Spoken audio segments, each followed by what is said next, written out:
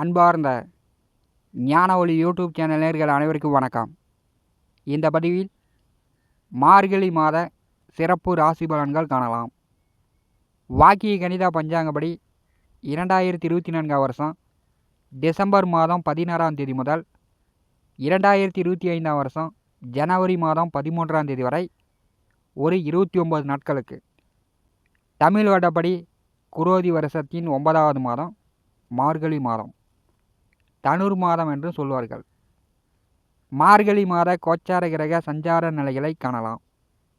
இந்த மாதம் பார்த்தீங்கன்னா சூரியன், புதன், சுக்கிரன் 3 கிரக பெயர்ச்சி இருக்கிறது. மார்கழி மாதம் 17ஆம் தேதி விருச்சிக ராசியிலிருந்து தனுசு ராசிக்கு புதன் பெயர்ச்சி ஆகிறார். மார்கழி மாதம் 15ஆம் தேதி மகர ராசியிலிருந்து கும்பராசிக்கு சுக்கிரன் பெயர்ச்சி ஆகிறார். மாத கிரகமான சூரியன் மார்கழி 1 முதல் 29ஆம் தேதி வரை தனுசு ராசியில் சஞ்சாரம் செய்கிறார். மற்ற கிரகங்களை பார்க்கும்போது கன்னி ராசியில் கேது, கடகராசியில் செவ்வாய் வக்கரகதியில் செல்கிறார். ரிஷபராசியில் குரு வக்கரம், மீனராசியில் ராகு, கும்பராசியில் சனி.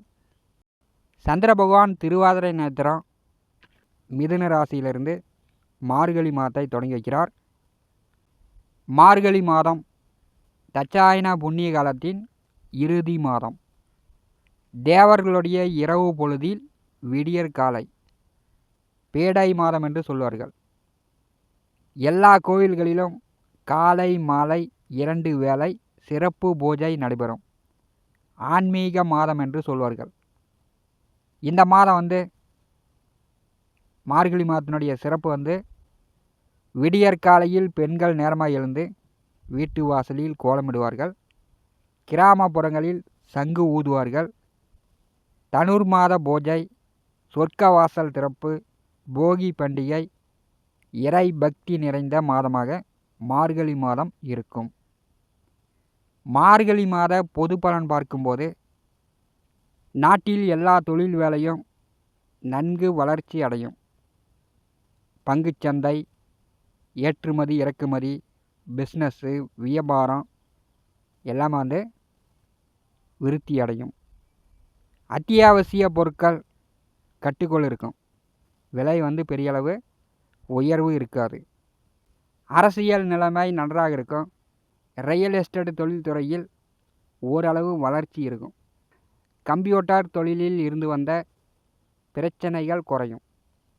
மார்கழி மாதம் 1ஆம் தேதி முதல் தை மாதம் 1ஆம் தேதி வரை 30 நாட்கள் பார்த்திங்கன்னா அதிகாலை எழுந்து கோயிலுக்கு சென்று திருப்பாவை அல்லது திருவெம்பாவை படித்து வர, திருமணம் ஆகாத ஆண்களாக இருந்தாலும் சரி பெண்களாக இருந்தாலும் சரி விரைவில் திருமணம் நடக்கும்.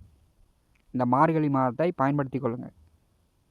மார்கழி மாதம் 15ஆம் தேதி ஆஞ்சநேயர் ஜெயந்தி அன்று ஆஞ்சநேயரை வழிபட்டால் கஷ்டங்கள் தீரும். மார்கழி மாதம் 25ஆம் தேதி பெருமாள் கோயிலில் மோகினி அலங்காரம் தரிசனம் செய்தால் மனதில் உள்ள கஷ்டங்கள் துயரங்கள் விலகி ஓடும். மார்கழி மாதம் 26ஆம் தேதி வைகுண்ட ஏகாதசி அன்று பெருமாள் கோயிலில் வைகுண்ட வாசலை கடந்து வந்தால் வாழ்க்கையில் சொர்க்கம் கிடைக்கும். மார்கழி மாதம் 28ஆம் தேதி உப்பு தானம் செய்ய தொழில் ரீதியான பிரச்சனைகள், தொழில் மூலம் செய்த பாவங்கள் விலகும். மார்கழி மாதம் 29ஆம் தேதி ஆருத்ர தரிசனம் செய்தால் தொழில், வேலை, போட்டி பந்தயங்களில் வெற்றி கிடைக்கும். இந்த மார்கழி மாதத்தை பயன்படுத்தி கொள்ளுங்கள். இறைவனுடைய அனுகிரகம் பரிபூர்ணமாக கிடைக்கும். பெரும்பாலும் மனிதனுடைய மனம் புத்துணர்ச்சியாக, உடலும் மனமும் நோயில்லாமல் வாழலாம். மார்கழி மாதம் மழை பலன் காணலாம். மழை கிரகமான சுக்கிரன் முதல் 15 நாட்கள் செவ்வாய் குரு பார்வையில் மகர ராசியில் சஞ்சாரம் செய்கிறார். பிறகு சனியுடன் கூட்டணி சேர்ந்து செவ்வாய் பார்வை வாங்குகிறார். இந்த மாதம் பார்த்திங்கன்னா புயல் மழையும் வரும், பருவமழையும் பொழியும். கடலோர பகுதியில் பெரும்பாலும் கனமழை, வெள்ளப்பெருக்கு ஏற்படக்கூடிய வாய்ப்புகள் உண்டு. மிதுன ராசி அன்பர்களுக்கு மார்கழி மாத சிறப்பு ராசி பலன்கள் காணலாம். ஸ்ரீ ரங்கா ரங்கா ரங்கா என்று ஸ்ரீ ரங்கநாதரை வணங்கி இந்த பதிவை தொடங்குவோம். மிதுன ராசி அன்பர்களுக்கு தனம் வாக்கு குடும்பஸ்தானத்திலே 6-11ஆம் வீட்டின் அதிபதி செவ்வாய் வக்கர நேச நிலையில் சஞ்சாரம் செய்கிறார். தனம் வாக்கு குடும்பஸ்தானத்திலே செவ்வாய் அமர்ந்திருப்பது அதிக கோபத்தை ஏற்படுத்தும், பிடிவாதமாக இருக்க சொல்லும். இந்த அதிக கோபமும் பிடிவாத குணமும் குடியை கெடுத்து விடும். உங்கள் குடியை நீங்களே கெடுக்கக்கூடிய அமைப்பு உண்டாகும். திருவாதிரை நட்சத்திரத்தில் லக்ன புள்ளி விழுந்து பிறந்தவர்கள் பெரும்பாலும் பார்த்திங்கன்னா வம்ச விருத்தி இல்லாமலே போகிறத காண முடிகிறது.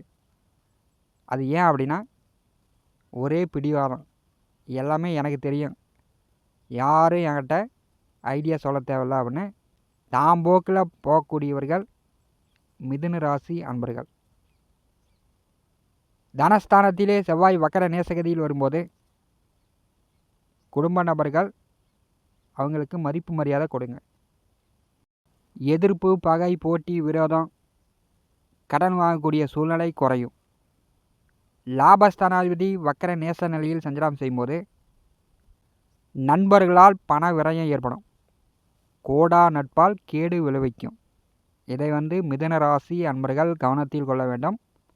மிதுன லக்னத்தில் பிறந்தவர்கள் மிகுந்த கவனமாக இருக்கணும்.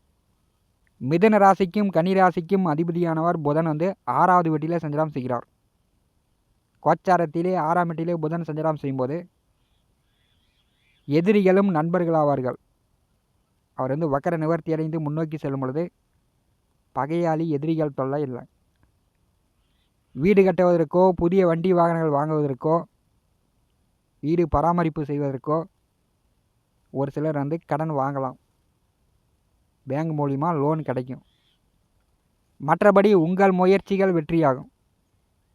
எடுக்கின்ற காரியங்கள் மிதுன ராசிக்கு இந்த மாதம் வெற்றி வாய்ப்புகள் உண்டு. மாம மச்சான்களில் ஒரு உறவு நிலை பலமாக இருக்கும். புரோக்கர், கம்சன், முதலீடு இல்லாத தொழில் வேலை செய்து கொண்டிருப்பவர்களுக்கு சிறப்பு. 6ஆம் வீட்டில் புதன் சஞ்சாரம் செய்யும்போது திடீர் அதிர்ஷ்டமும் உண்டு. மார்கழி மாதம் 17ஆம் தேதி 7வது வீட்டிற்கு புதன் செல்கிறார். மாத கிரகமான சூரியன் இந்த மாதத்தை 7வது வீட்டிலே சஞ்சாரம் செய்கிறார். 7ஆம் வீட்டிற்கு சூரியன் வரும்போது வாழ்க்கை துணைக்கு உஷ்ணம் சம்பந்தப்பட்ட சிறு சிறு நோய் நொடி தொந்தரவுகள் வரும். சளி, காய்ச்சல், இருமல், ஒற்றை தலைவலி, கண்வலி, இப்படிலாம் வாழ்க்கை துணைக்கு உடல் ஆரோக்கிய தொந்தரவுகள் வரத்துக்கு வாய்ப்பு உண்டு. மார்கழி மாதம் 17ஆம் தேதிக்கு பிறகு அரசு வேலைக்கு தேர்வு எழுதக்கூடியவர்கள், அரசு வேலைக்கு முயற்சி செய்யக்கூடியவர்கள் மார்கழி மாதம் 17ஆம் தேதிக்கு பிறகு முயற்சி செய்யலாம். ராசி கேந்திரத்திலே சூரியன் புதன் கூட்டணி சேர்ந்திருக்கும் போது அரசு மூலம் அனுகூல பலன் மிதுன ராசி என்பதற்கு உண்டு. மிதுன ராசிக்கு 5-12ஆம் வீட்டின் அதிபதி சுக்கிரன் மாத தொடக்கத்தில் மார்கழி மாதம் 15ஆம் தேதி வரை அஷ்டமத்திலே சஞ்சாரம் செய்கிறார். அதிக பணம் சம்பாதிக்கலாம். கணவன் மனைவிக்குள் இருந்து வந்த கருத்து வேறுபாடுகள் நீங்கும். கணவன் மனைவிக்குள் நல்ல அந்நியவன்யம், பிரியம், போகச்சுகம் உண்டு. 8வது வீட்டிலே சுக்கிரபகவான் சஞ்சாரம் செய்யும்போது எதிர்பாலினர்கள் வழியில் பணங்காசு விரயம் ஏற்படும். செவ்வாய் குரு பார்வையில் சுக்கிரன் அமர்ந்திருக்கும் போது இளைஞர்களுக்கு காதல் மலரும். ஏற்கனவே காதலித்து கொண்டிருப்பவர்களுக்கு கல்யாணம் நடக்கும். செவ்வாய் பார்வையில் சுக்கிரன் அமரும்போது தகாத உறவு, கெட்ட பழக்கம் வழக்கம் இல்லாமல் மிதுன ராசி என்பவர்கள் பார்த்து கொள்வது நல்லது. மார்கழி மாதம் 15ஆம் தேதி சனியுடன் சுக்கிரன் கூட்டணி சேர்கிறார். பாக்கியஸ்தானத்திலே பாக்கியாதிபதியுடன் சுக்கிரன் கூட்டணி சேரும்போது குலதெய்வ அருள் உண்டு. முன்னோர்கள் பெரியோர்களுடைய ஆசீர்வாதம் கிடைக்கும். எடுத்த காரியங்கள் அத்தனையும் மிதுன ராசி என்பதற்கு வெற்றியாகும். வெளிநாடு, அயல்நாடு வேலைக்கு முயற்சி செய்யக்கூடியவர்களுக்கு நல்ல தகவல்கள் உண்டு. சனியுடன் சுக்கிரன் கூட்டணி சேர்ந்து செவ்வாய் பார்வையில் இருக்கும்போது எடுத்த காரியங்கள் வெற்றி. வழக்கு, வில்லங்கம், கோர்ட்டு கேது, சட்ட சிக்கல், தாத்தா சம்பாதித்த, தந்தை சம்பாதித்த சொத்துக்கள் மூலம் இருந்துச்சுன்னா அதெல்லாம் நிவர்த்தி ஆகக்கூடிய வாய்ப்புகள் உண்டு. ஆன்மீக பயணங்கள் செல்லக்கூடிய வாய்ப்பு உண்டு. இதுவரை போகாத கோயிலுக்கு போய்ட்டுறலாம். மனைவி குழந்தைகள் மூலம் நல்ல மகிழ்ச்சி உண்டு. சுக்கிரன் சனி கூட்டணி சேர்ந்து செவ்வாய் பார்வையில் அமரும்போது விவசாயம், மண், நிலம், பூமி சார்ந்த வேலை தொழில் செய்து கொண்டிருப்பவர்களுக்கு சிறப்பு. விவசாயத்தில் பூஞ்செடி வைத்து பூ எடுத்து கொண்டிருப்பவர்களுக்கு அதிக மகசூலை தரும். ஆடு, மாடு, கால்நடை, கோழி நன்கு விருத்தியாகும்.